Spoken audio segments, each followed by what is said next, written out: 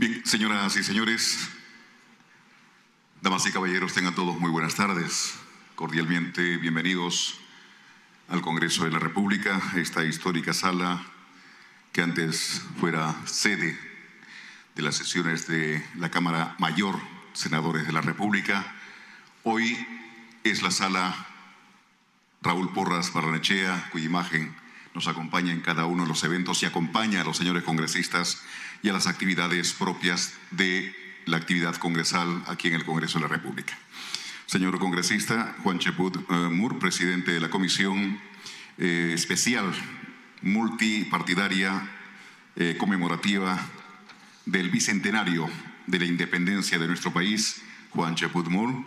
Saludar a la presencia del señor congresista Víctor Andrés García Belaúnde, miembro de la Comisión Especial Multipartidaria Conmemorativa del Bicentenario de la Independencia de nuestro país.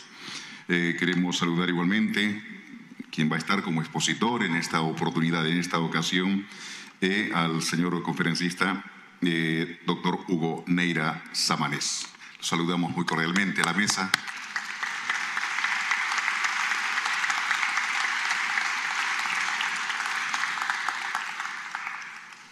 Si nos permite, señor congresista, igualmente saludar al comité consultivo que está en la sala presente también. Saludar al general de división Ejército Peruano en retiro, Carlos Dafur Ganosa. Lo saludamos cordialmente. Magíster Daniel Parodi Reboredo. Saludos igualmente. Saludos. Coronel Ejército Peruano Jorge Luis Becerra Noblecilla. Saludos. El general de brigada en retiro Marco Antonio Merino Amán. Licenciado Nelson Pereira Chávez. Y el doctor Jorge Ortiz Sotelo, miembros del Comité Consultivo de la Comisión Especial Multipartidaria. Saludamos igualmente al doctor Raúl Charame Orbe, miembro del Jurado Nacional de Elecciones. Y queremos saludar, está presente con nosotros el señor alcalde del la histórica ciudad de Huaura, el señor Gilmar Solórzano, miembro también de la Comisión Bicentenario.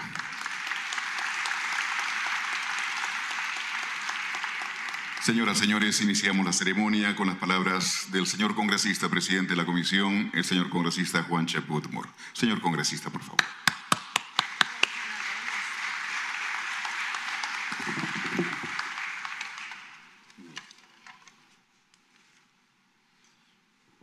Muy buenas tardes. Distinguido congresista Víctor Andrés García Belaúnde, miembro de la Comisión del Bicentenario. Señor doctor Hugo Neira, que en esta oportunidad nos va a engalanar con su conferencia. Señores miembros del Consejo Consultivo, señor alcalde, distinguidos compatriotas. Realmente es un honor presentar a quien va a ser nuestro principal conferencista el día de hoy, el doctor Hugo Neira Samanés. No solamente por su categoría intelectual, sino porque nosotros, en la Comisión del Bicentenario, hemos decidido empezar este ciclo de conferencias con alguien que no solamente está plenamente identificado con ese periodo de la independencia, sino que permanentemente es una suerte de conciencia crítica, intelectual, de nuestro país, el doctor Hugo Neira. Y es ese el sentido que nosotros queremos darle a la Comisión del Bicentenario de la Independencia en el Perú del Congreso de la República. No hemos querido quedarnos en el ámbito de lo monumental, de lo historiográfico, que siendo importantes en la conmemoración del Bicentenario, resultan insuficientes para lo que necesita nuestro país. La Comisión del Bicentenario quiere convertirse en una especie de gatillador de las emociones para que repensemos el Perú y sobre todo entendamos de qué manera queremos ingresar a nuestro tercer siglo de vida republicana. Es por eso que en la Comisión tenemos a parlamentarios encargados de la revisión del Congreso de la República en cuanto a infraestructura se refiere. En ese sentido hay iniciativas muy importantes como la del congresista Víctor Andrés García Belaúnde de rescatar nuestro archivo, digitalizarlo y ponerlo a disposición de todos los peruanos, porque realmente es un archivo de muy alto nivel en cuanto a riqueza de datos.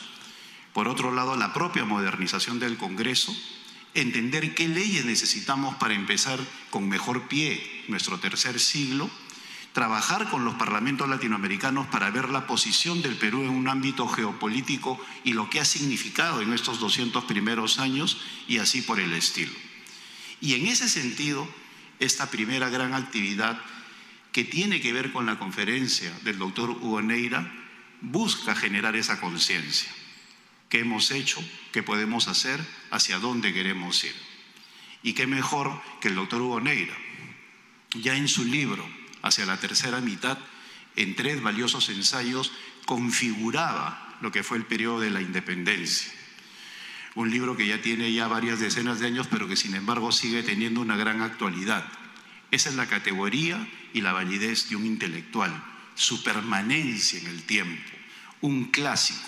Es decir, cada vez que lo leemos, volvemos a aprender, volvemos a pensar, volvemos a cuestionarnos.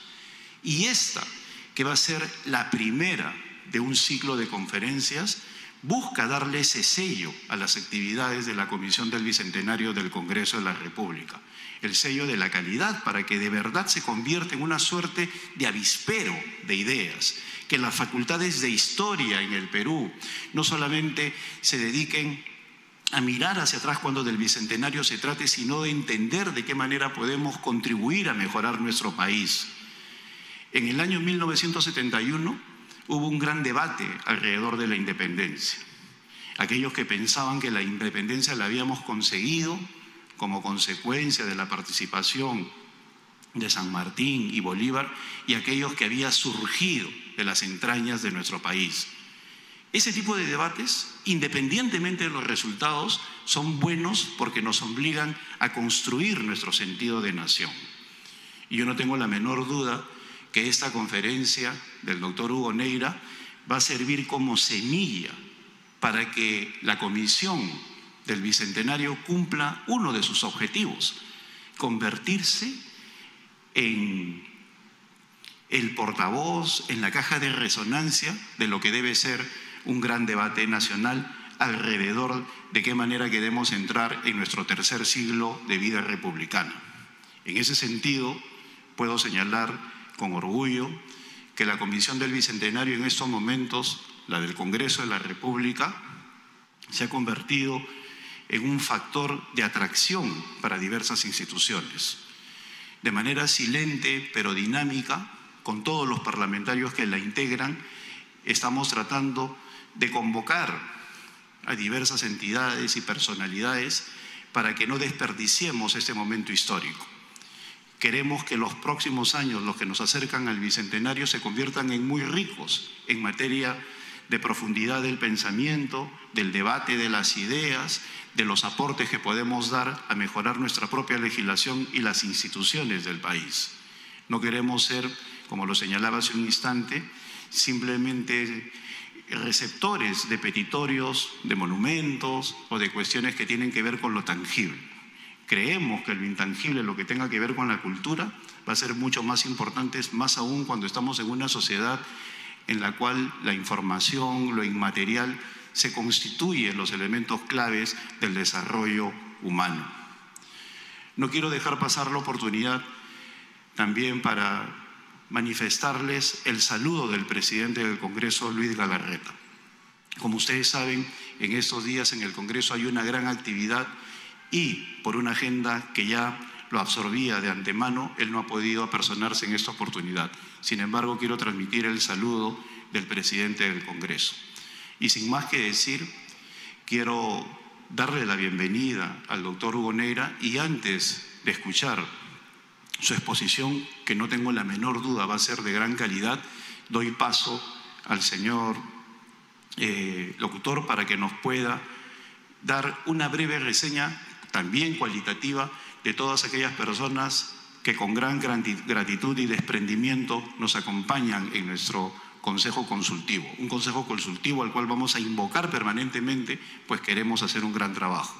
No quiero dejar de lado también la oportunidad para agradecer a cada uno de ustedes por pertenecer al Consejo Consultivo de la Comisión del Bicentenario de la República del Perú, pues estoy seguro que junto a todos ustedes vamos a poder hacer un trabajo que esté a la altura de las exigencias de nuestro país. Muchas gracias. Fernando.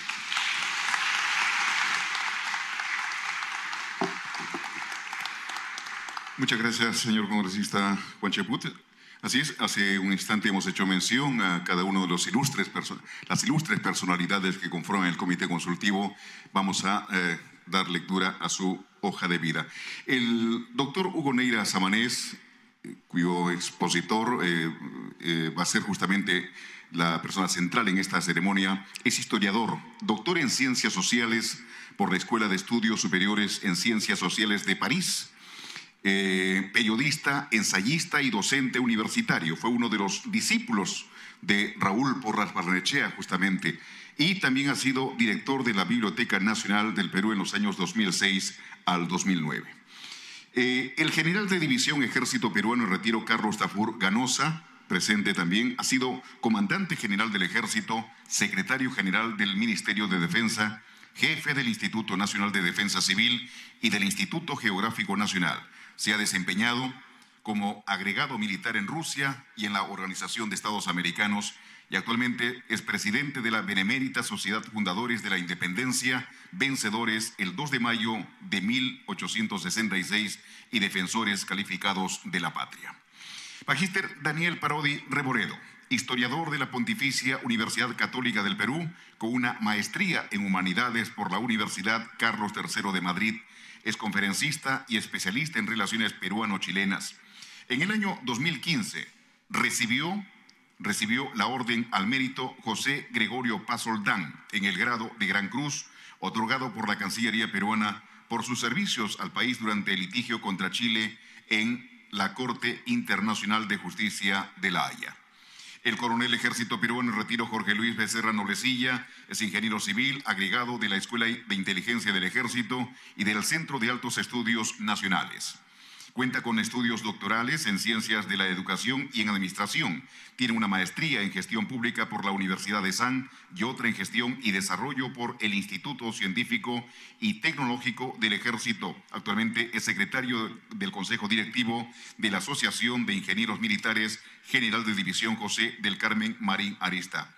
Actualmente asesor principal de la Comisión de Inclusión Social y Personas con Discapacidad. Damos la bienvenida al señor congresista Jorge del Castillo Gálvez, vicepresidente de la comisión.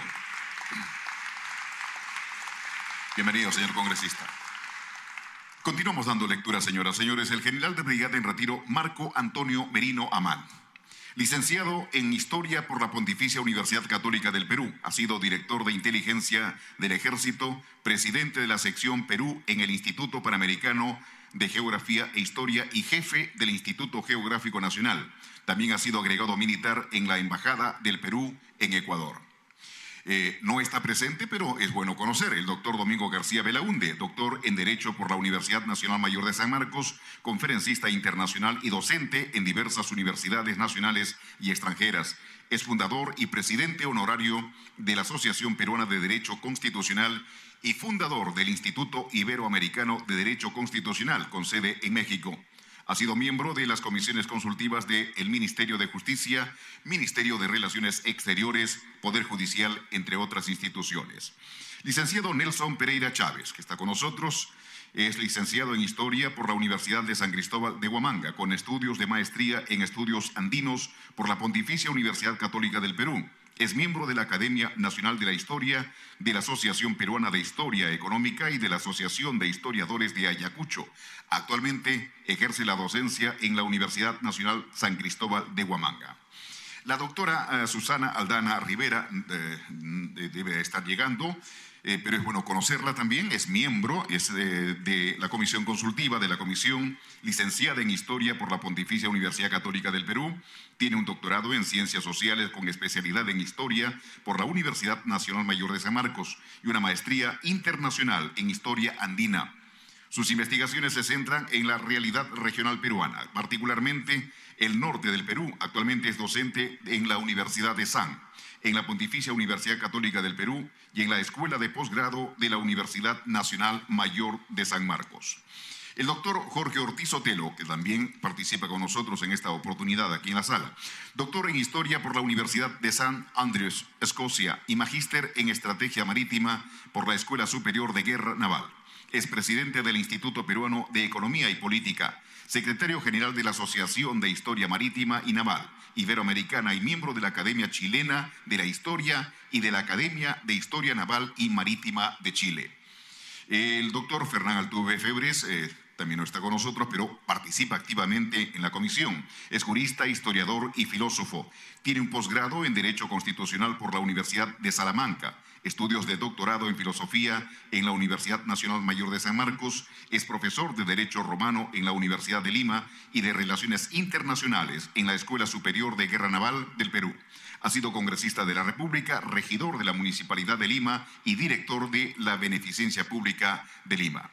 El contraalmirante en retiro Francisco Yávar Acuña, que tampoco está presente, pero es bueno destacarlo, tiene una maestría en Historia por la Pontificia Universidad Católica del Perú y otra en Relaciones Internacionales por la Universidad de South Regina de Newport.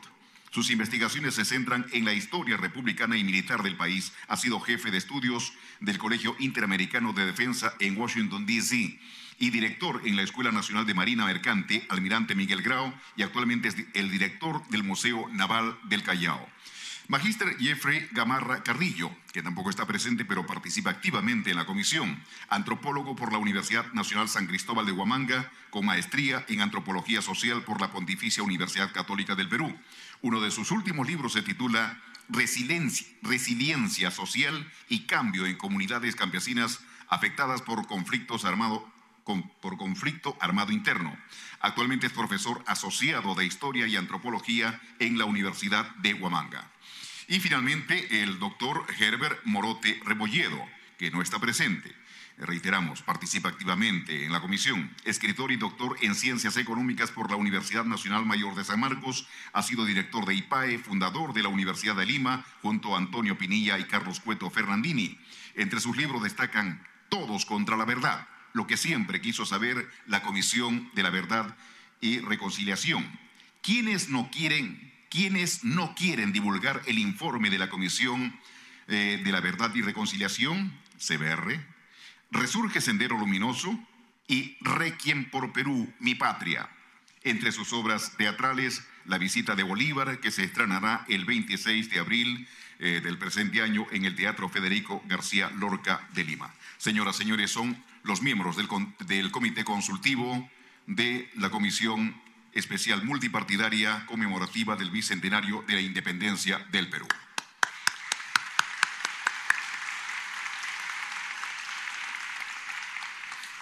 Señoras y señores, ahora sí, nuestro expositor, el conferencista doctor Hugo Neira Samanés, sobre la independencia o las diversas emancipaciones. Doctor Hugo Neira Samanés.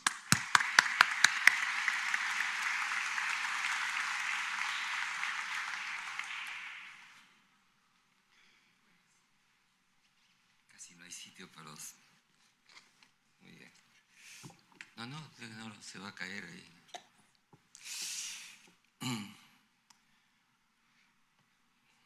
En primer lugar, 2 veces gracias por la invitación de mis amigos Juan Cheput,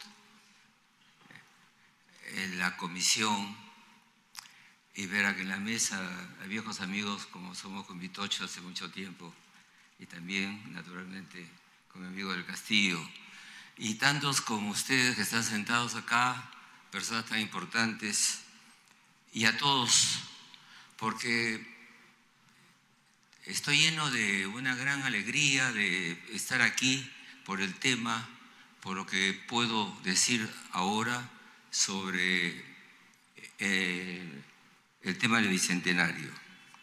No hay mejor lugar para decir lo que voy a decir como que esta sala, porque está vinculada pues a la historia de la República, ¿no? Y de eso se trata. tengo que introducir al tema a partir un poco de mi propia persona.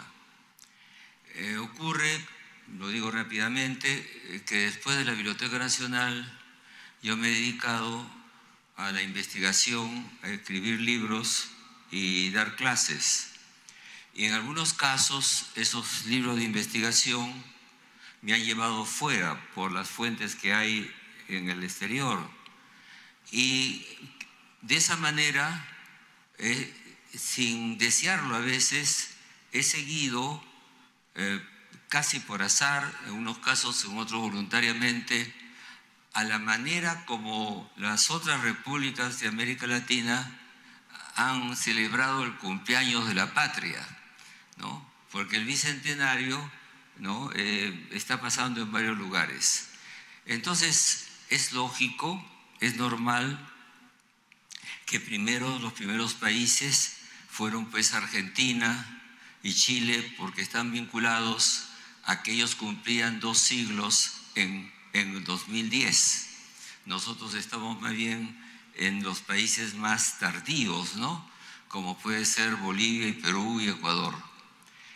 Y luego también en algunas participaciones en las universidades europeas.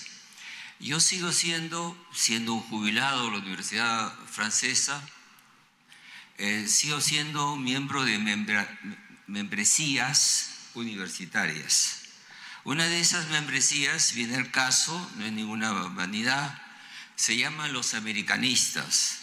Y los americanistas es una comunidad científica donde hay todos latinoamericanos, hay norteamericanos, hay franceses, hay ingleses que se dedican a estudiar países de América Latina. Y lo que les voy a decir ahora, con un gran placer, es transmitirles una suerte de información. Es como si cuando me pasaba a la Universidad Francesa partías lejos para una misión y luego el rector me decía: ¿has estado en tal país? ¿Cómo es ese país? ¿Qué has escuchado? Etcétera. Y para decirles cómo, sencillamente les quiero transmitir con un gran placer, por las personas que han sido invitadas esta tarde y por el conjunto de ciudadanos peruanos, cómo está evolucionando el conocimiento en todo al torno a la independencia y al bicentenario en otros países. Tengo la precaución de decir esto por una razón. Pueden haber algunas sorpresas, algunos temas que no imaginábamos. No piensen que es el profesor Hugo Neira, que de paso digo, soy más sociólogo que historiador. He estudiado historia, pero sobre todo soy sociólogo. Se le ha ocurrido. Lo que les quiero transmitir es el conocimiento de una comunidad científica de historia, de sociología y ciencias sociales sobre el tema de América Latina. Con lo cual no quiere decir que los nuevos paradigmas para comprender la independencia tengamos que aceptarlos o rechazarlos. Yo lo único que voy a hacer es un mensajero de cómo se está pensando el bicentenario, nada más, con los reparos que podemos tener. Entonces, por eso tengo que explicar, y ya me delato un poco, que en este momento se está pensando, no en el Perú, pero fuera, y también en el Perú, las independencias como un tema plural. Quiere decir que hay diversas maneras de llegar a la independencia. Y luego diversas emancipaciones que son muy distintas unas de otras. Yo quiero que tengan esta tarde la sorpresa de estas nuevas percepciones, nuevos estudios como las que yo lo he tenido. Entonces, para comenzar, les voy a decir 3 momentos de percepción de la independencia, para ganar tiempo mirando el reloj.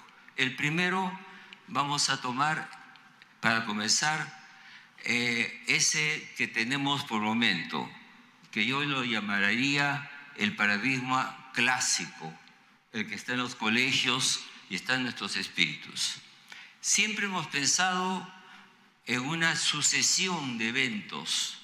Por ejemplo, la revolución de Tupac Amaru, de Gabriel Condorcanqui, cacique de Tungazuca, luego una serie, si pensamos en independencia, una serie de otros actos que han sido, por lo general, pequeños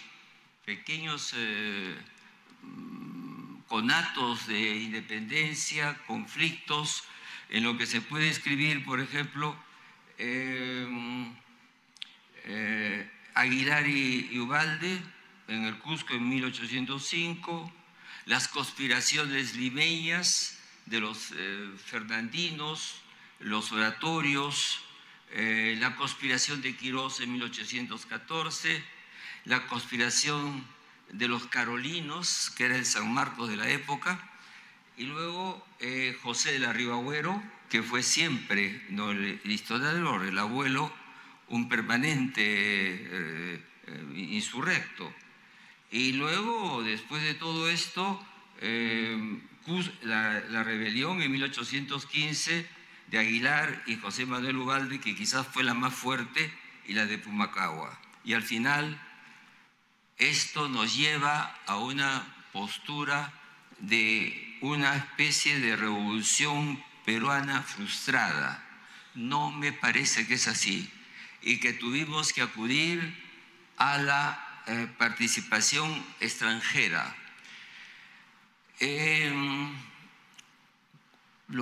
Podría dejar para el final, pero lo voy diciendo desde ahora. Esta es una percepción, en primer lugar, un tanto simple. Es como una cola que hacen todas las rebeliones para que la última que llega es la que ganó. No es así. Hoy día se está pensando que todas eran muy distintas y muy diferentes.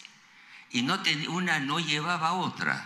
La rebelión de Tupac Amaru, si hubiera cambiado, hubiera sido otro país distinto. Era la rebelión india por unos derechos propios, pero no tiene nada que ver con los levantamientos de Cela en Tacna, que ya tenía contactos con la Argentina. Entonces no todo iba hacia una república, no todo iba en el mismo sentido. Y entonces lo que yo me encuentro ahora es más bien con una mirada más plural, más abierta a las diversas series de conflictos que se abrieron. Eso ya casi lo dejamos de lado para pasar a la segunda propuesta en este momento.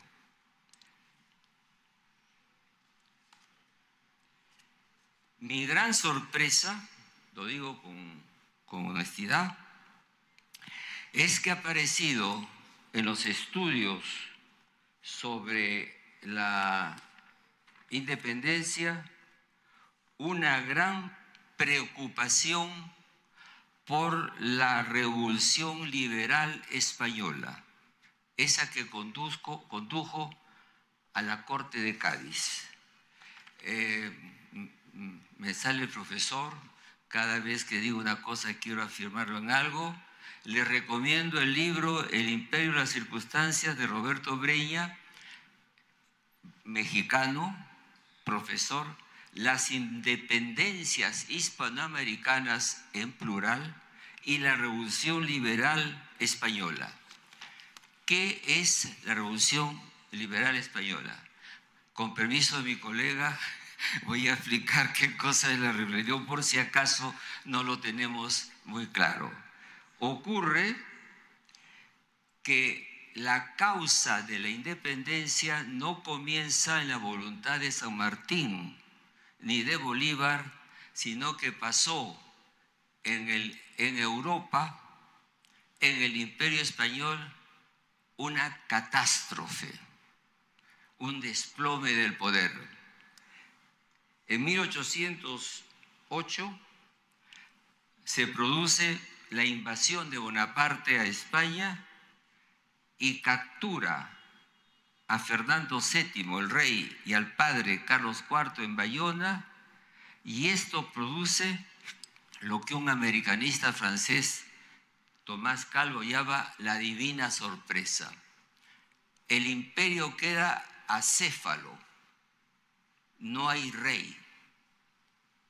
Esto produce un impacto gigantesco en América. Y lo que ocurrió entonces es que Napoleón Bonaparte nombró a su hermano rey de España, y en una serie de lugares de América Latina se produjo un efecto. ¿Por qué? Porque se crearon juntas en torno a los virreyes, en la que los criollos en la Argentina y en otros lugares de América Latina, de América Hispana, jugando a que eran opositores a Bonaparte, tal vez lo eran. Bonaparte se presentaba como un ateo, como un revolucionario sin religión, y lo podían detestar, profundos católicos, o también simpatizaban con él, pero fuera la primera ocasión de formar juntas de poder en la que intervenían los criollos. Entonces, esto fue un impacto muy grande, ¿no? Esa revolución liberal, y nos rompe un esquema. No todo en España era absolutista. Había una corriente liberal muy fuerte. Estos liberales intervienen en nuestra historia de otra manera cuando en España, en 1814, Fernando VII regresa con el absolutismo.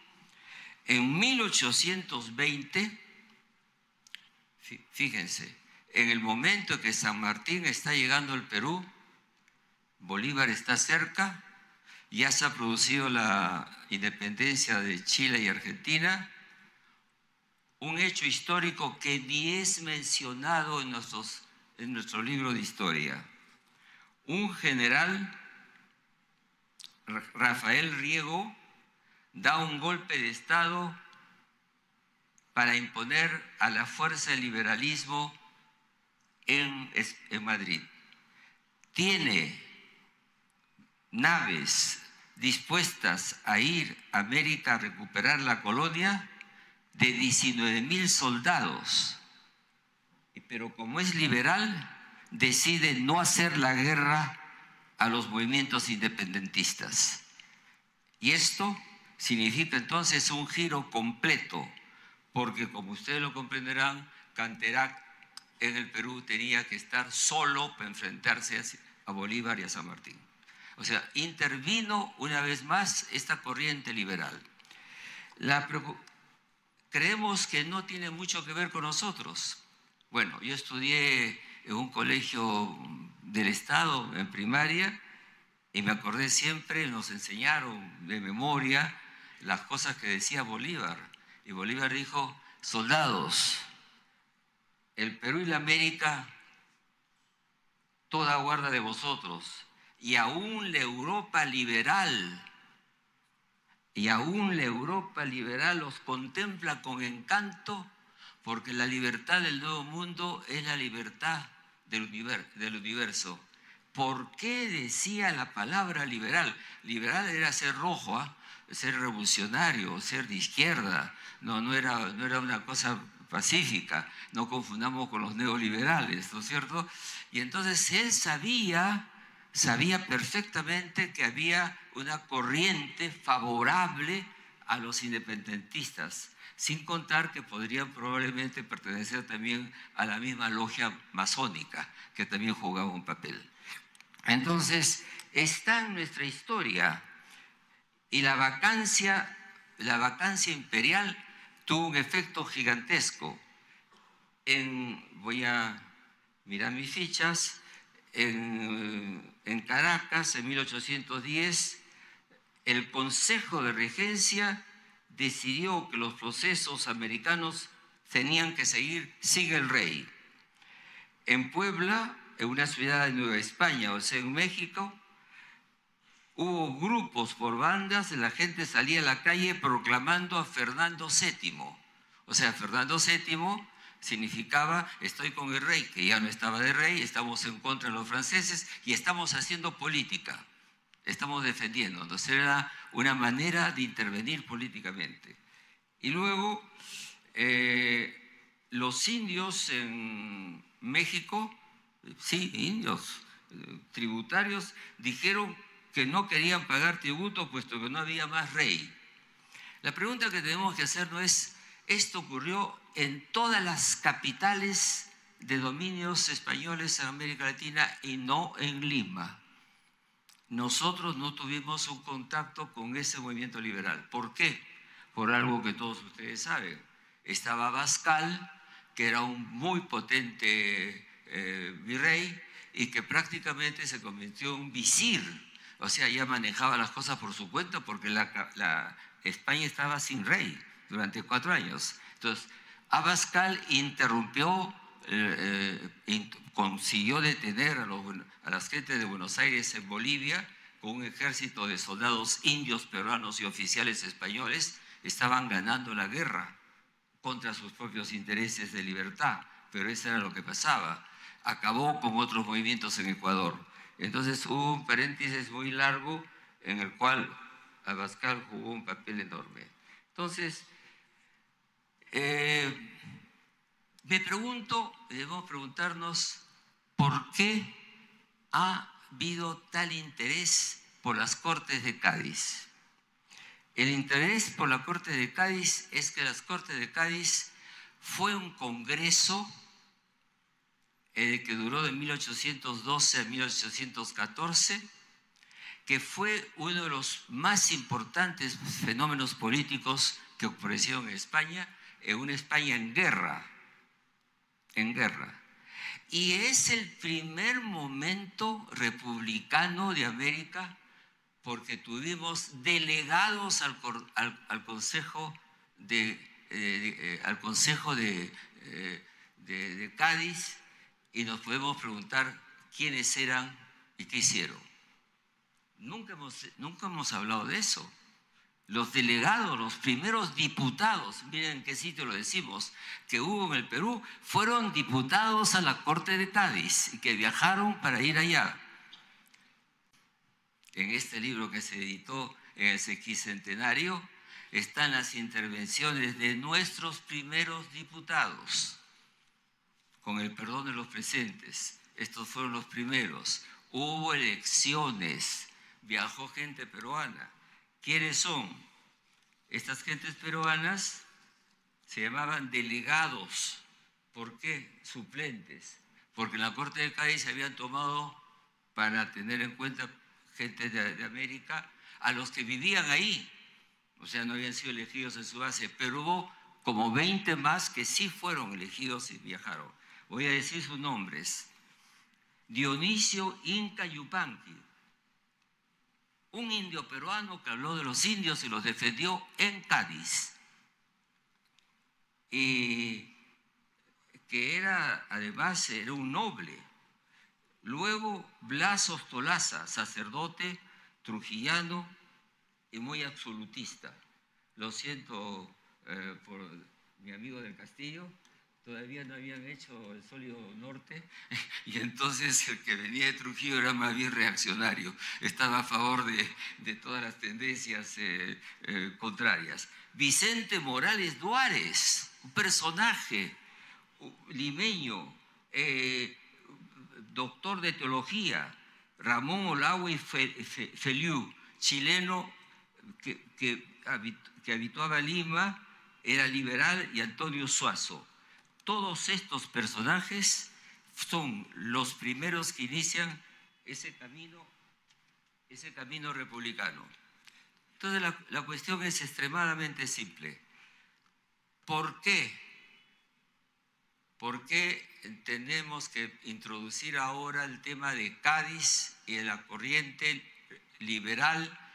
Porque la historia ha cambiado hacia una suerte de preocupación, no tanto por la guerra, sino porque lo que preocupa ahora, y nos preocupa a todos, es más bien las instituciones y la historia constitucional y política.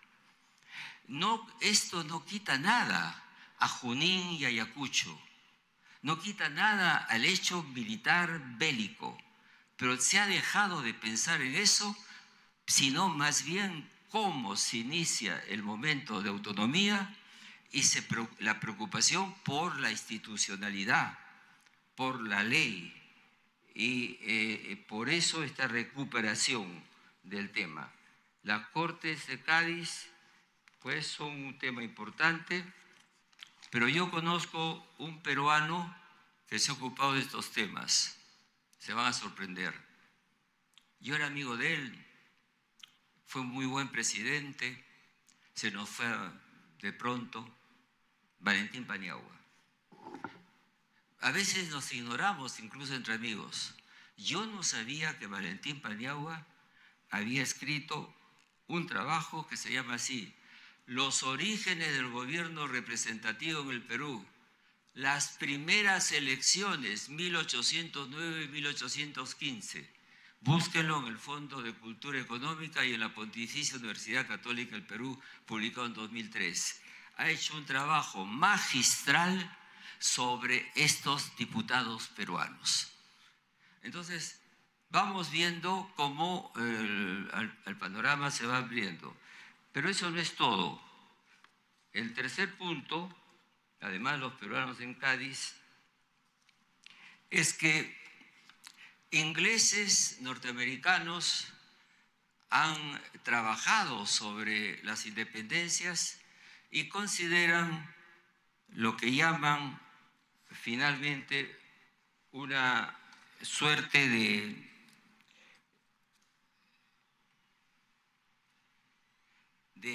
historia casi universal. Se habla hoy de unas revoluciones atlánticas. En esas revoluciones atlánticas hay tres revoluciones tradicionales. La revolución liberal, que fue la primera de todas, luego la revolución americana, que se dice revolución y no emancipación, y la revolución francesa. Y además de eso, nuestras revoluciones. Esto de decirle revoluciones es fundamental.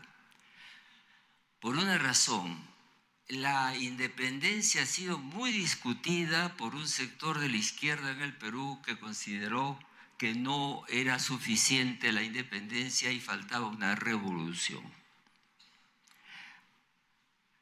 Al punto que la independencia es un tema que está tan desacreditado que en un libro que circula, y no puedo perder la gana de mostrarlo, Historia del Perú, en un capítulo dice que la independencia es solo un formalismo, que nada cambió. Las revoluciones políticas cambiaron todo, absolutamente todo. El Perú del siglo XIX se empobreció, y esto es otra historia, después de la independencia por las guerras, y cambió. Entonces, el tema es que ellos ahora ven que ha habido otras revoluciones en América que no se parecen a las europeas, porque prevenimos de otras sociedades, de otras formas, para acceder a la república. Entonces se ha abierto el abanico y se ha perdido lo que podríamos llamar el determinismo. Ha habido una mentalidad, malos marxistas, porque Marx no hubiera dicho eso, de ver las cosas como si una cosa tuviera que ser forzosamente la independencia con una revolución. ¿Por qué? No necesariamente. No todas conducían a lo mismo. El ejemplo mayor de cómo un país podía ser conmovido por estos cambios, es quizá México. Lo voy a dar brevemente México. México tiene dos pasos a la independencia, dos movimientos de independencia. Uno es cuando aparece Miguel Hidalgo y María Morelos y hacen un movimiento de independencia a partir de la Virgen de Guadalupe, ¿no? Es un movimiento religioso popular. Lo hicieron en un momento que había la fiesta de la Virgen y tenían inmediatamente 40.000 guerreros. Es un movimiento popular religioso el año 1810. ven la vinculación que hay entre lo que pasaba en España y en México. El movimiento fue aplastado por el ejército mexicano y español que estaba ahí, y entre ellos un oficial nacido en Chile, en México, pero de familia navarra, que se llamaba Agustín Iturbide. Iturbide es un oficial estupendo, un buen guerrero. No nos sorprendemos, ¿eh? Porque se aprendía a hacer la guerra con los españoles. En el caso del Perú, pues San Martín, pero también podemos decir Castilla aprendió, y la Mar, y varios de ellos fueron primeros oficiales del ejército español. Y Agustín Iturbide hace algo extraordinario, tiene un ejército, y hay un revolucionario mexicano que se parece muchísimo a los revolucionarios mexicanos del siglo XX, de 1910, ¿no? Un hombre guerrero se llama, muy fuerte, y este hombre le propone, Iturbide, la alianza entre su ejército realista y los revolucionarios mexicanos. Y llegan a un acuerdo en nombre de llegar a la independencia. E Iturbide se vuelve emperador. El primer jefe político, no virrey, en México es un emperador. Entonces tiene usted dos casos de movimientos revolucionarios, uno popular, religioso, por identidad, por la cercanía de los mexicanos a la Virgen de Guadalupe, y el otro lado, Iturbide, que es un emperador, le dura 2 años, lo deja, no puede manejarlo, regresa y lo fusilan. Entonces eso también parte de la historia. Entonces cada historia de las nuestras ha ido cambiando, modificándose. Y en esta percepción de una renovación, ¿dónde está la renovación? Está que la revolución ya se hizo en la independencia, una de ellas, e importa hoy la historia política e institucional de los países latinoamericanos. Yo he sacado varias conclusiones para manejarnos en este espacio atlántico de imperios en crisis. Tenemos que dejar algunas ideas, por ejemplo, aquellas de que nosotros ya éramos una nación y nos enfrentamos a un imperio. No, el imperio, al desplomarse, nos dio una posibilidad de buscar la nación, de construirla. Es al revés. La primera observación sería la siguiente. La encuentro mucho más abierta, más modesta, más plural que las que había en los años 70 y 80. La primera, hay una multiplicidad de fenómenos de emancipación en cada país de América Latina. No hay uno solo. Algunos son étnicos. ¿Qué tiene que ver la libertad de Chile y Argentina con la libertad de la Primera República en Haití, que es la libertad de la población negra? Son dos cosas distintas. No todo camina a la República. Segundo, la diversidad de relatos para una visión compleja de la revolución. No hay una historia de la independencia, hay las historias de la independencia, muy variada. La tercera, la soberanía nacional no es la causa, sino el producto de los esfuerzos por replantearse el marco institucional de la soberanía imperial. O sea, no se peleaba por el Perú, se peleaba por la patria. Y después es que nosotros definimos nuestra soberanía, para comenzar con los problemas de frontera. La soberanía es la consecuencia del reemplazo del imperio y por lo tanto otra cosa. Entonces, el quinto elemento, la guerra hizo al Estado. Con todos mis respetos a Jorge Basadre dice el primer militarismo, el segundo militarismo, ¿no? En efecto, fue terrible la lucha de los caudillos. Entre 1826, cuando ya se va Bolívar y San Martín, quedan los caudillos, Gamarra, Lamar, destrozan el Perú, lo hacen pedazos. La economía, no había casi economía hasta que llegó la época del guano, que fue un regalo. Pero el mismo Basadre dice, el maestro Basadre, lo que nos dejó la independencia fue un nuevo poder político, los militares. Entonces los militares asumieron, en primer lugar caudillistamente, pero la fuerza militar fue construyendo el Perú. El más extraordinario de todos, Ramón Castilla. Don Ramón Castilla era un caudillo primario, simple, un militar, fue aprendiendo a lo largo de su vida y se convirtió al final en un gran estadista. Fue uno de los mejores, y Piero Olá también, después de ser todo el tiempo un agitador, un revolucionario, terminó creando el mejor régimen político que tuvo el Perú a partir del 95 hasta 1930. Tuvimos un crecimiento económico. Entonces, los ejércitos hicieron al Estado y no el Estado al ejército, porque no había Estado. El tercer elemento es la revolución de la independencia. No fueron el producto de nacionalismos emergentes. Este es un problemita político, ideológico con cierto tipo de izquierda.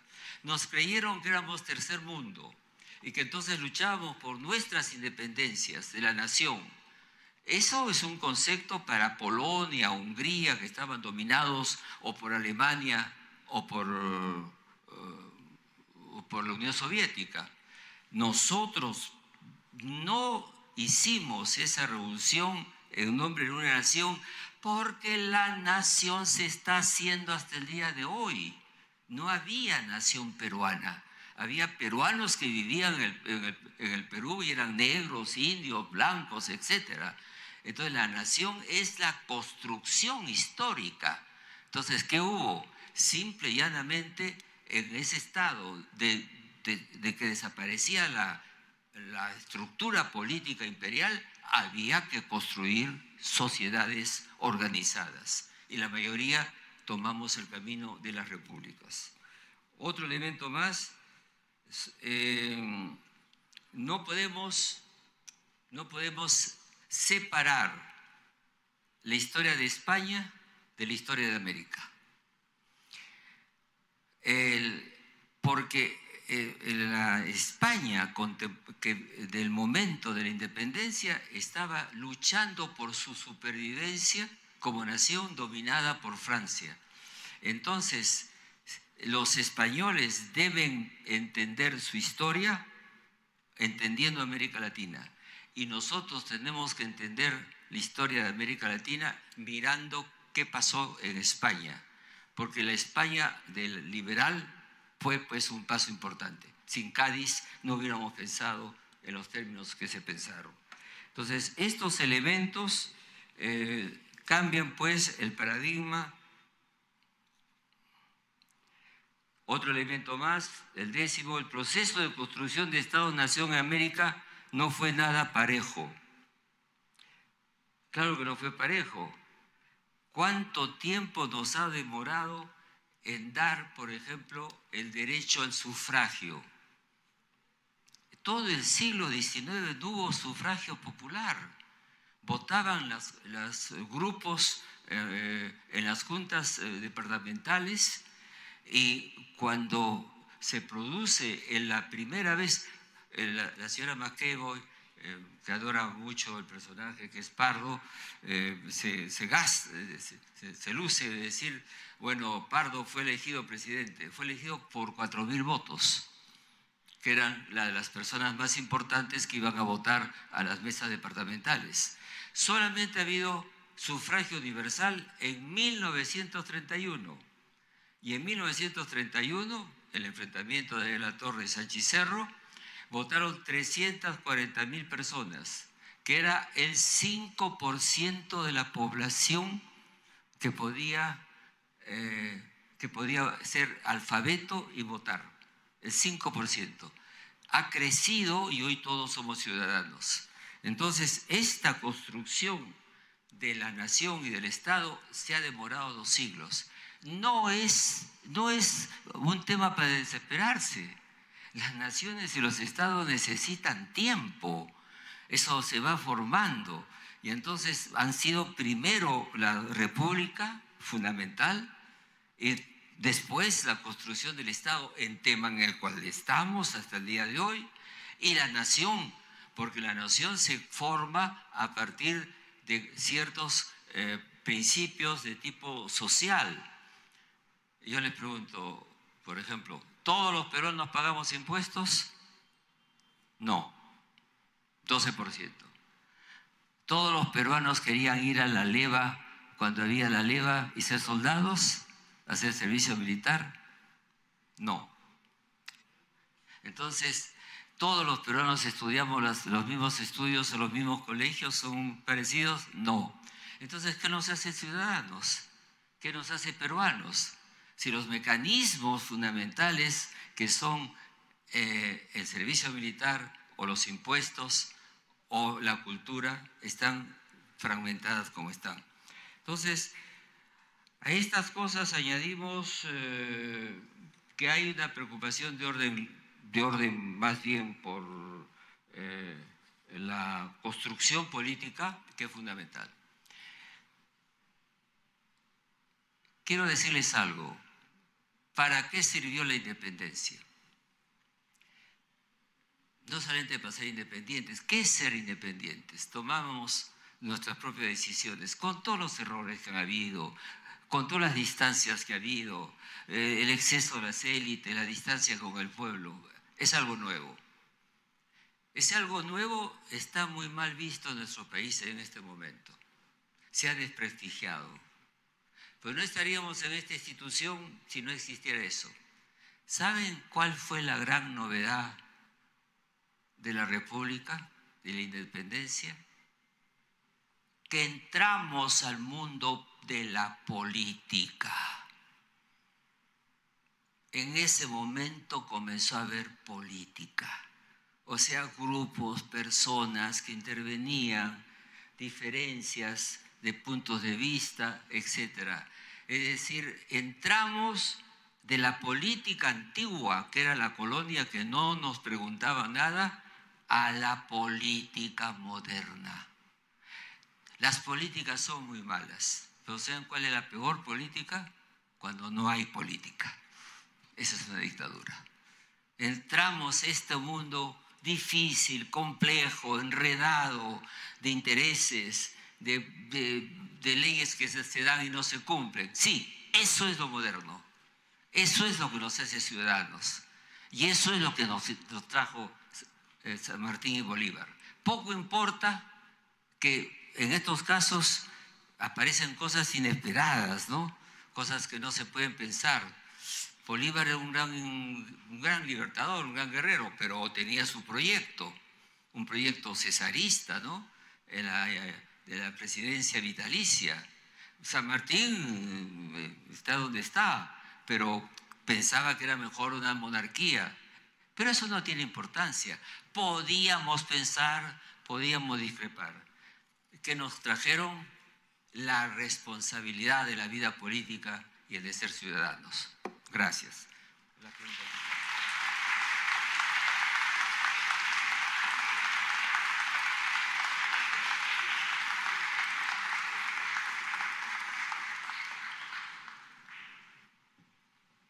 Preguntas que quiera, por favor, si las hay en la mesa.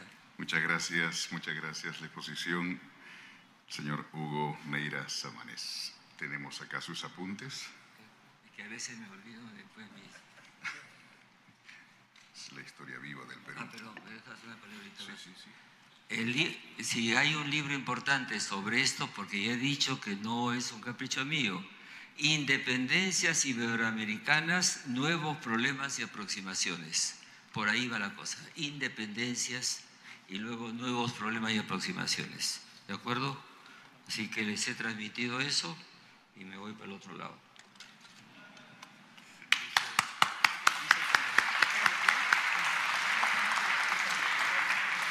Muchas gracias, doctor Hugo Neira Samanés. Congresista, señor presidente de la comisión, Juan Chaput. El doctor Neira dice preguntas, luego o las intervenciones de los señores congresistas.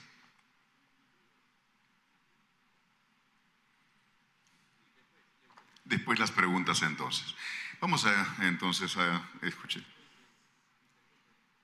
Claro, la participación del señor congresista Víctor Andrés García Belaúnde es miembro de la Comisión Especial Multipartidaria conmemorativa del Bicentenario de la Independencia de nuestro país. Congresista, luego tendremos por supuesto también al congresista Jorge del Castillo Gálvez. Congresista Víctor Andrés García Belaúnde.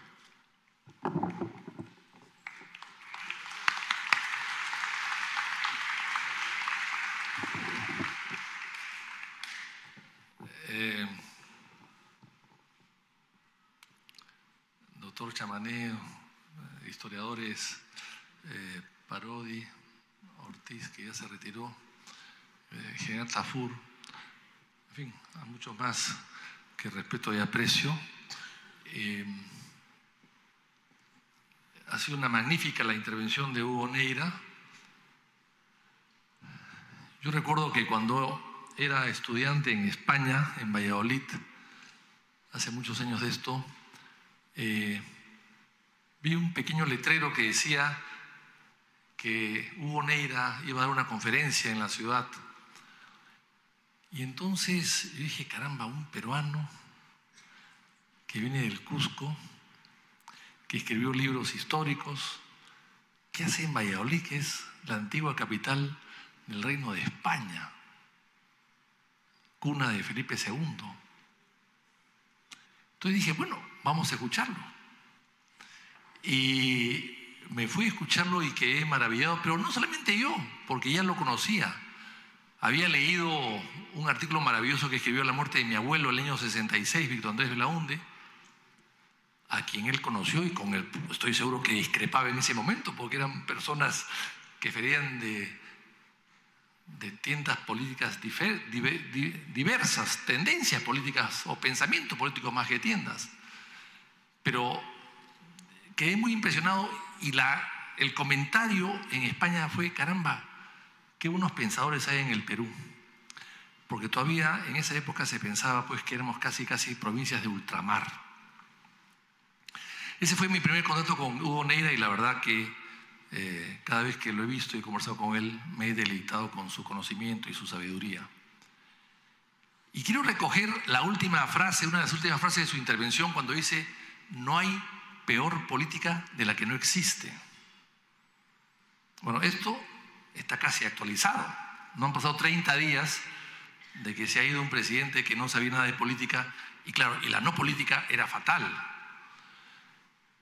Pero yo rescato un poco lo que ha dicho. ¿Qué cosa es la independencia? Él nos ha dicho, nos ha hablado de España, de la Corte de Cádiz, que es muy importante. Se ha referido a Vicente Moreles Duárez, que fue uno, a Dionisio también, Tupac Yupanqui, pero a Vicente Moreles Duárez, que fue presidente de las Cortes de Cádiz, murió siendo presidente de la Corte de Cádiz. Claro, la Corte de Cádiz es un poco como el Parlamento peruano. El Parlamento peruano se inspira un poco en eso, en el sentido de la rotación de las presidencias cada año. O en esa época creo que era en España inclusive menos que un año.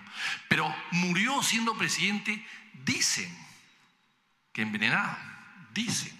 Está enterrado en Cádiz, en la cripta de San Felipe Neri. El año 12 invitaron al presidente del Congreso para que vaya también a participar en estas ceremonias de los 200 años de la Corte de Cádiz, pero el presidente no se dio cuenta de la importancia que tenía y no fue. Espero que cuando Juan Chaput sea presidente del Congreso algún día no deje de asistir a este tipo de ceremonias.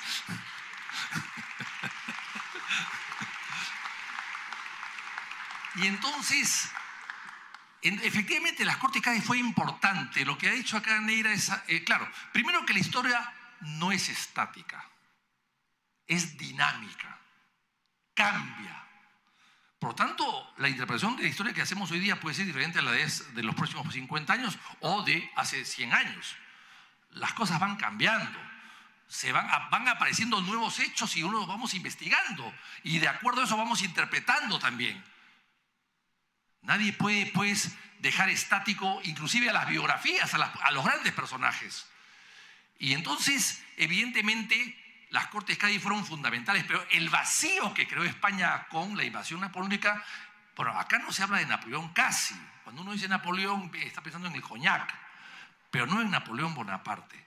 Pero Napoleón Bonaparte tuvo mucho que ver en la independencia de América sin quererlo o de repente queriéndolo, gracias al vacío que creó, a la invasión a España, que no era España la invasión, en realidad era Portugal, que era la aliada de Inglaterra, no era España, España era pasar por España con sus ejércitos para llegar al otro lado. Lo que pasa es que nunca pudo llegar porque los españoles se resistieron, pero no, se resistió el ejército español. Y aquí viene algo interesante. El ejército español se levanta contra el ejército francés. El rey español, los reyes, Carlos, ya lo he mencionado, y Fernando VII, ¿se levantan contra Napoleón? No. Se ponen sumisos, complacientes con Napoleón. Y Napoleón inclusive pone a su hermano José, le decían Pepe Botella porque parece que le gustaba mucho la botella, y que se instaló en Aranjuez, ¿no? Entonces Pepe Botella empezó a gobernar. Y a Fernando VII le decían el rey felón. ¿Por qué le decían rey felón? Porque se había inclinado ante los franceses. Entonces, ante ese vacío de poder, evidentemente algo pasaba en América, algo tenía que pasar en América. Y ahí vienen los gritos de independencia, entre comillas. Yo estuve hace poco en Ecuador, 200 años de independencia, del año 10, del año 9. No, pues, no eran gritos de independencia propiamente dicho, eran gritos de el poder vuelve al pueblo. O sea, el rey no está, el poder vuelve al pueblo. Y allá era Fernando VII el felón. En América era Fernando VII el deseado, el querido. Todos hacían sus revoluciones pensando en que regrese Fernando VII, pidiendo que vuelva Fernando VII. Y cuando vuelve el absolutismo. Y vuelve la represión. Y bueno, y eso lo que hace es precipitar un poco la guerra de independencia. Pero lo interesante en España es que el pueblo es el que sale a luchar contra Francia, no es el ejército español. Y la mejor prueba de esto es San Martín. San Martín, ¿qué pasa con San Martín? San Martín era un soldado español, un soldado, bueno, nació en Argentina, pero un soldado del ejército realista, del ejército español. Y era ayudante de cámara de un general que fue asaltado, cuyo ejército y su cuartel fue asaltado en Cádiz precisamente, y que fue ultimado, fue asesinado por la turba en Cádiz. Y San Martín fue testigo de eso, trató de defender a su jefe y no pudo. Fue testigo de eso. Entonces, al final, San Martín venía traumado con el desenfreno, digamos, o el desborde popular, por llamarlo en términos de ahora, ante una situación como esa. Y por eso es que San Martín se convierte en un libertador que no quiere mucho la guerra, que busca la conversación. Qué curioso. José de la Rúa Obrero y Sánchez Boquete, que también buscó eso, lo destituyeron, el Congreso lo destituyó por hablar con los españoles, el año 1823. Pero San Martín era un hombre que quería un poco la conciliación. San Martín se daba cuenta, San Martín había venido ya, había logrado la libertad de Chile, había cruzado los Andes en una gesta muy meritoria y hasta heroica. Los virreyes, Abascal, había mandado los ejércitos por todas partes, había develado la revolución en Quito, la Serna había parado a los argentinos que venían por Bolivia, a Belgrano lo había detenido, el gran Belgrano. Pero San Martín llega a Lima y quiere organizarse y empiezan las comisiones de Punchauca. Punchauca, que hemos pedido al presidente de la comisión, por supuesto, que haga lo posible para que lo restauren. Hoy día he leído en Gestión, que también hay que leer de vez en cuando cómo ganan la plata algunas personas, a costa nuestra, pero he leído que van a hacer un centro como un mall en Punchauca. Cuidado que se tiren los restos históricos de Punchauca, porque acá de eso nadie respeta los restos históricos. Y entonces San Martín mire y empieza a conversar. Y San Martín quiere va a buscar a un príncipe. Caramba, pero qué idiota San Martín, ¿por qué busca un príncipe? Busca a Leopoldo de Sajonia. Oye, ¿y por qué? ¿Por qué Leopoldo? Porque primero San Martín creía que el Perú, quizás lo mejor era una monarquía democrática, una monarquía con un congreso, una monarquía que pueda lograr la unificación del país. Un país dividido, como lo ha dicho Hugo Neira, después de la independencia, aquí vino el caos 30 años, y Bruno Seminario ha hecho un gran trabajo sobre lo que significó la parte económica hasta que llegó Castilla prácticamente. Hasta que llegó Castilla de la mano del guano, ¿no? Porque no llegó solo para poder sacar al país del desastre, ¿no? Pero entonces lo que busca aquí es un acercamiento, y entonces dice, no, el Perú necesita un monarca, y se va a buscar a Leopoldo de Sajonia. ¿Pero quién era Leopoldo de Sajonia? ¿Por qué Leopoldo? ¿Por qué escoge a Leopoldo? ¿Porque era simpático o hermoso? No, porque era viudo de la princesa de Gales. Y su contacto con Inglaterra era fundamental. Inglaterra ayudaba al Perú en su independencia. Claro, después de la Guerra del Pacífico el tema es diferente con Inglaterra. Pero en ese momento Inglaterra era un aliado del Perú y ayudaba al Perú. Entonces, claro, con el respaldo inglés de un príncipe que le ofrecieron otra monarquía, la de Bélgica. Y qué curioso, el rey de Bélgica es Leopoldo de Bélgica. De ahí vienen, pues. En Bélgica se han quedado hasta el día de hoy y gobiernan Bélgica. En el Perú, claro, no duraron ni un minuto. Pero además en el Brasil, que era el gran pulpo, en Brasil no hubo casi independencia, o mejor dicho, hubo independencia conversada, tipo la independencia, o tipo la transmisión de mando que acaba de suceder ayer en Cuba. Se va uno y dejó al otro. Casi de manera unánime, consensuada. Se fue el padre y dejó al hijo de emperador. Y se fue el padre Pedro porque los portugueses siempre han sido más inteligentes que los españoles. No sé si acá hay un español, disculpe usted. Pero los portugueses han hecho mejor las cosas. Los portugueses, el rey portugués, en vez de quedarse en Lisboa a esperar a Napoleón que lo detenga o que lo manipule o vapulee, como fue con los reyes españoles, Napoleón en España se fue al Brasil. Y luego funda la ciudad de Petrópolis, que es muy bonita, donde prefería estar en Petrópolis, que era un poco más alto que Río de Janeiro, que estaba más bajo y hacía más calor. Y ahí instaló su corte y viajó en 235 barcos, casi todos ingleses. Hasta las mascotas se le llevaron a Brasil. Y se estuvo tan encantado el rey que se quedaba y se quedaba hasta que le dijeron, oiga, o si usted no regresa, vamos a buscar otro rey. Y ahí regresa a Portugal y deja a su hijo. Bueno, en Brasil no hubo entonces una guerra de independencia, en ese momento por lo menos. No lo hubo una transición, pasaron de una colonia a un imperio. Y ese imperio, bueno, con esa mentalidad imperial, se adueñó de toda, o de la mitad de Sudamérica, a costa del Perú, a costa de Bolivia, a costa, bueno, de Paraguay fue una guerra, a costa de Venezuela y de Colombia. Y llegó, bueno, si nos descuidamos un poco, llegaba pues hasta el Pacífico. Entonces, eso es lo que pasó. O sea, tenía una idea clara San Martín. Y luego Bolívar, cuando no logra San Martín, Bolívar viene a guerrear. O sea, Bolívar es el guerrero haciendo civil, San Martín es el que busca la conciliación o la conversación siendo militar. O sea, el mundo al revés. Y luego hay revoluciones que no se toman en cuenta en la historia. Por ejemplo, la revolución de Atacama o de Tarapacá y la revolución de Guayaquil. Guayaquil era muy importante y casualmente en Guayaquil es la famosa conversación. Ya San Martín conversa con Bolívar. Y ahí no hay mucho, no hay información muy fidedigna de la conferencia de Guayaquil, porque claro, el único que estaba atrás de Bolívar, primero que estuvieron solos, según parece, y el único que logró informar algo fue Tomás Cipriano Mosquera, que era un general de Bolívar. Y por otro lado, lo que cuenta un poco la conferencia es Domingo Faustino Sarmiento, que lo cuenta 30 o 40 años después, cuando visita en Boulogne-sur-Mer a San Martín en su retiro de Boulogne-sur-Mer en Francia. A propósito, retiro que lo financiaba el Perú. John Lynch ha dicho que Bolívar tenía propiedades en el Perú, perdón, que San Martín tenía propiedades en el Perú que les había vendido. no es verdad. Eran las mesadas que les mandaban con cierto retraso, las mesadas que el Perú le mandaba a Bolívar para mantenerlo.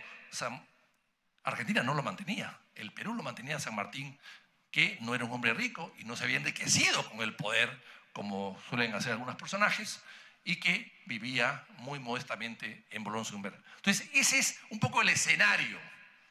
Y luego viene la guerra, bueno, o continúa la guerra, y viene luego Ayacucho. Pero claro, internamente hay un personaje siniestro, que es Monteagudo, que nos hemos olvidado de él.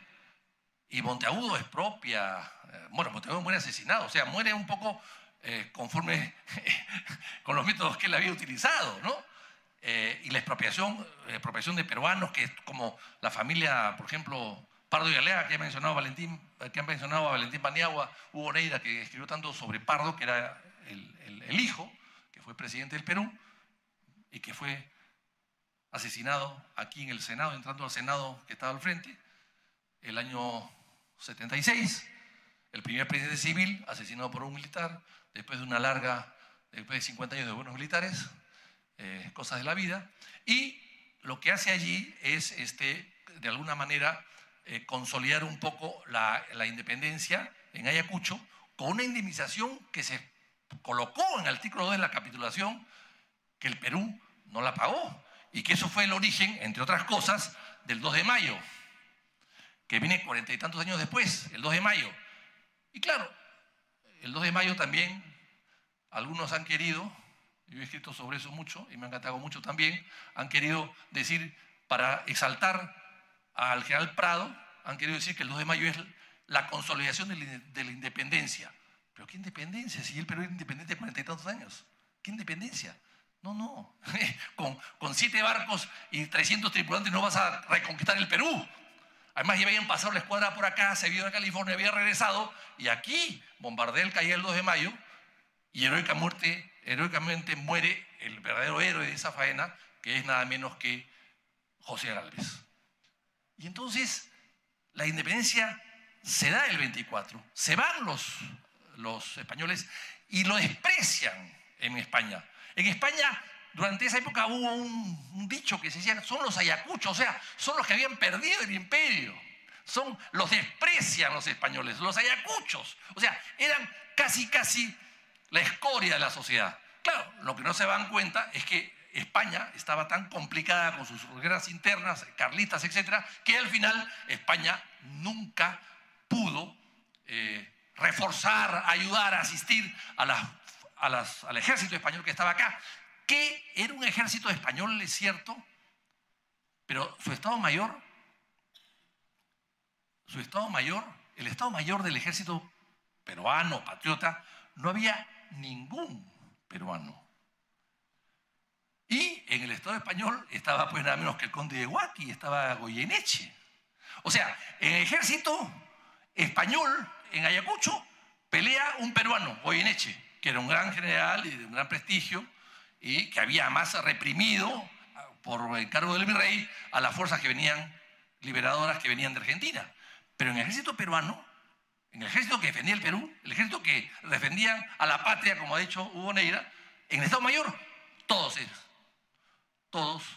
en el Estado Mayor todos eran españoles. Por eso es que surge el problema de los límites. El Perú gana la independencia, pero pierde territorio. El Perú era inmensamente grande. Hay que recordar que cuando se organizan los virreinatos en nuestra América, solamente había 2. México arriba, en el norte, y el Perú abajo, en el sur. A raíz de la penetración portuguesa, deciden entonces dividir el Perú en 3. Perú al centro, abajo el Territorio de la Plata y arriba Nueva Granada. Bueno, pues, pero en todo caso eso debió quedarse. Esto se multiplica después y aparecen 22 repúblicas después de la independencia. O sea, el Perú se fraccionó. Por eso es que estudiar la historia siempre nos enseña, la historia y los historiadores y nuestros soldados, nuestros patriotas, la gente que se inmola por el Perú, es gente que da ejemplo, que son ejemplos que todos debemos seguir. Muchísimas gracias.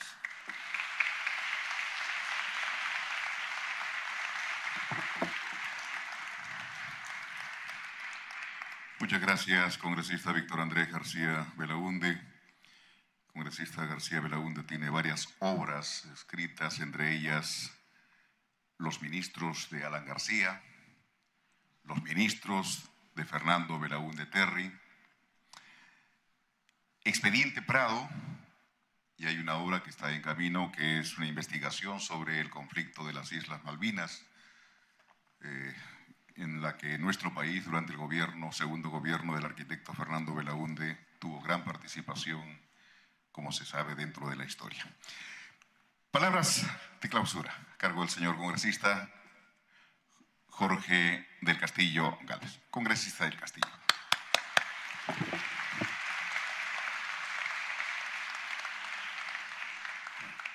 Muy buenas tardes,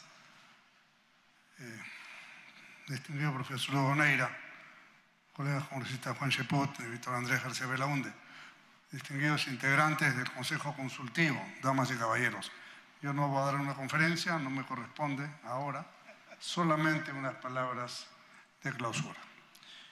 En primer lugar, creo que ha sido un acierto del Congreso de la República al integrar esta comisión del Bicentenario de la Independencia, confiar la presidencia de este grupo de trabajo que me honro integrar en la persona del señor congresista Juan Cheput. Él y yo tenemos en común que somos del mismo lugar, de Barranco, aunque de distintos colegios, pero tenemos el común denominador de trabajar seriamente por nuestro país y servirlo de la mejor manera.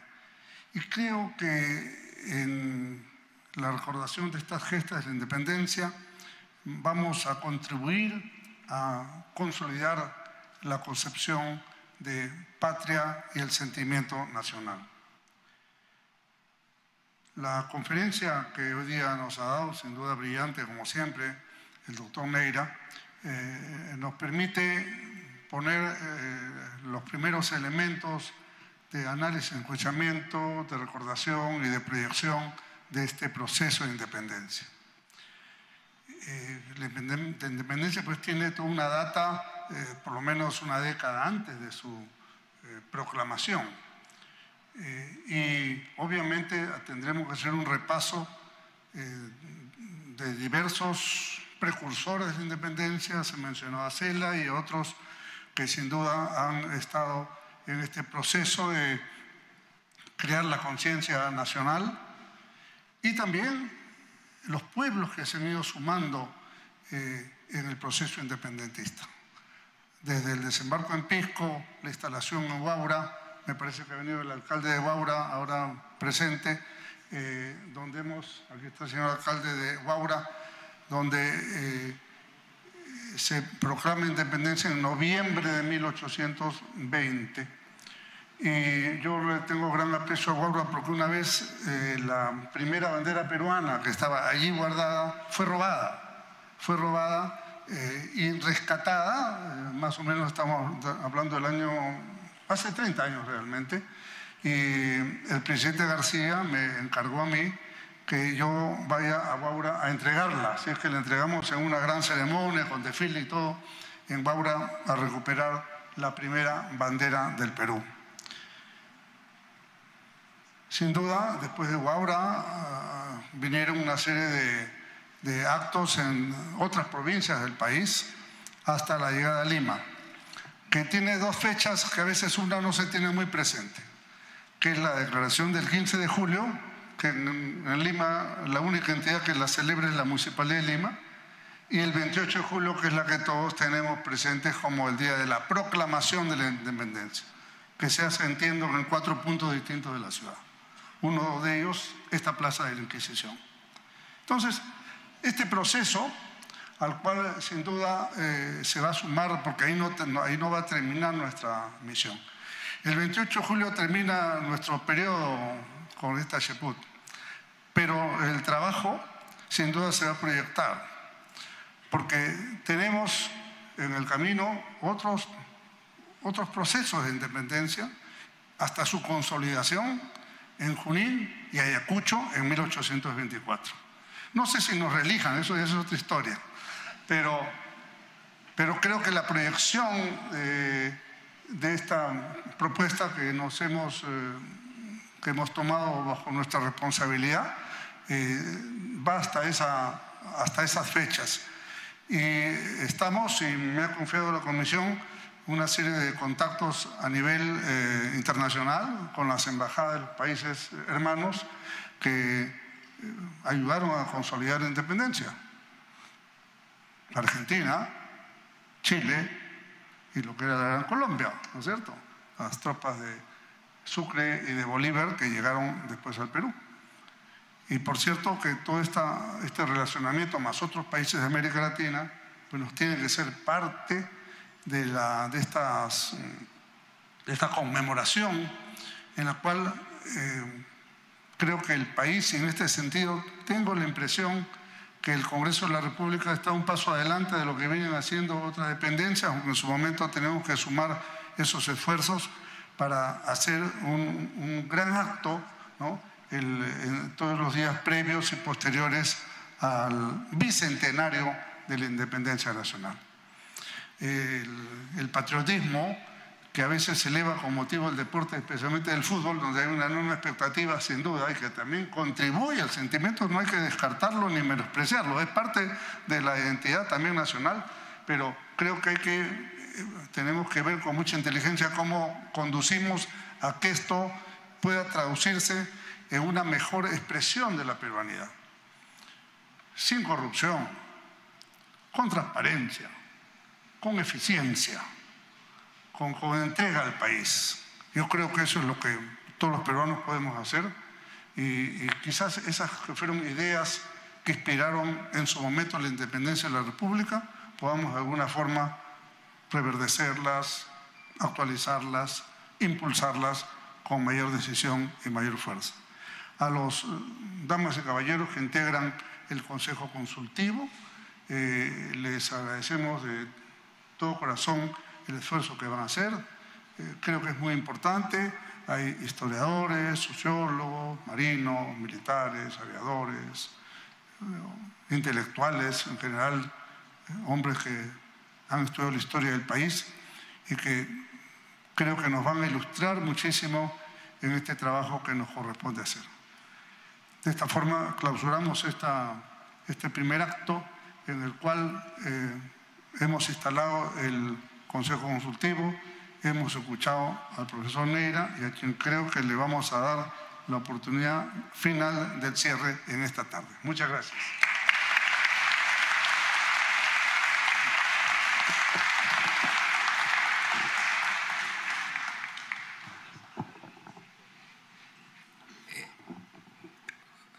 Quería decirle lo siguiente.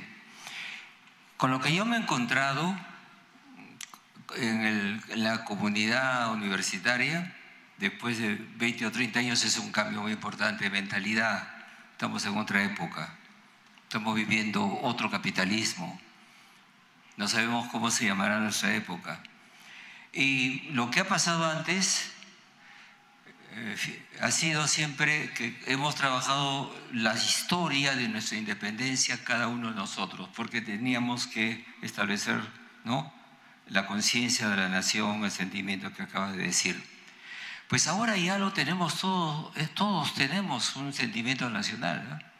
Realmente es imposible juntar hoy día un país como Bolivia y Perú, Ecuador con Colombia. Somos naciones, tenemos sentimientos nacionales. Y de pronto me encontré con algo sorprendente. Es que la comunidad científica se ha dado cuenta que los libertadores, y no solamente a los libertadores, los que se levantaron en nombre de los indios como Tupac Amaru, por la nación, otros, tenían un fardo inmenso encima de ellos. Se había hundido un sistema político, administrativo de 4 siglos. Tuvieron que improvisar, inventaron instituciones, con una gran libertad, buscando maneras de construir un Estado y una nación. En el Perú hubo el paso a la unión de Bolivia y Perú, la Confederación Perú-Boliviana, que Chile vino a combatir, porque le temía esa unión. ¿Cuántos? Y entonces me parece que estamos viviendo un tiempo parecido. Quiero decir con esto, no había una receta para la independencia. No había una internacional que tenía que decir cómo tenía que hacerse las cosas. Improvisaron, inventaron, tomaron cosas de Europa, las modificaron. Unos países son federales, nosotros no somos federales. Y hoy nos está pasando lo mismo. Mis queridos amigos y ciudadanos, vivimos en otro tiempo en que nuestra independencia tiene que ser el desarrollo, la democracia, la libertad. Y no hay de nuevo ningún dogma que nos pueda guiar, menos mal. Hay que inventar nuestro camino. Hay que tener imaginación y coraje para romper los dogmas.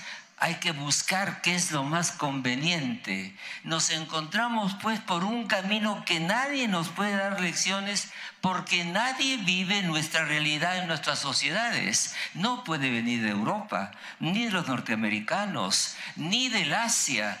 Tenemos que buscarnos a nosotros mismos, y eso es lo que me complace, porque no es un llamado a la inteligencia, a la imaginación, a la libertad de pensar y de construir incluso instituciones distintas. ¿Por qué no podemos modificar las instituciones democráticas, hacerlas de otra manera, las formas de relación? Estamos viviendo la misma situación que vivieron las gentes de la independencia. Y eso es lo que tiene un solo nombre: la libertad de pensar más allá de todos los dogmas. Mi gran amigo Héctor Béjar, que alguna vez tomó la metralleta y fue guerrillero, y después ya no, trabajó conmigo con Velasco, ya. Pero ¿saben lo que me dice? Hace poco, todo ismo es una mala palabra. Busquemos la verdad, busquemos lo que conviene, es otra independencia, nada más.